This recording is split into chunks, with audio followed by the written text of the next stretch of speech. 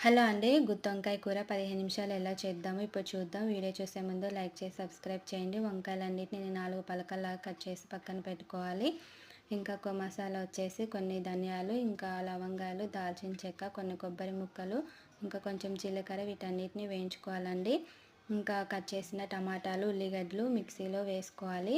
ఇంకా అలాగే వేయించుకున్న మసాలా అన్నిటిని ఇందులో అయితే వేసుకోవాలండి. ఇంకా ఆయిల్‌లో ఇవి కట్ చేసిన వంకాయ ముక్కలన్నిటిని ఇందులో వేసేసి ఇంకా పసుపు, సాల్ట్ అయితే వేసేసి మొత్తాన్ని కలుపుకోవాలి. మనం వంకాయ ముక్కల్ని ఇలా 4 పలకల్లా కట్ చేయడం వల్ల మసాలా అంతా పట్టి మనం తింటున్నప్పుడు చాలా టేస్టీగా ఉంటుంది. ఇంకా మిక్సీలో కొంచెం చింతపండు, ఇంకా పల్లీలు వేసేసి మొత్తాన్ని ఇలా పేస్ట్ లాగా అయితే పట్టేసుకోవాలండి. ఇంకా వేయించుకున్న వంకాయ ముక్కలు ఈ పేస్ట్ అంతటిని వేసేసి ముక్కలు విరిగిపోకుండా నిదానంగా కలుపుకోవాలి. అలాగే సరిపోయేంత కారం అయితే వేసుకోవాలండి. ఇంకా చూడండి గుత్తొంకాయ కూర అయితే రెడీ అయిపోయింది.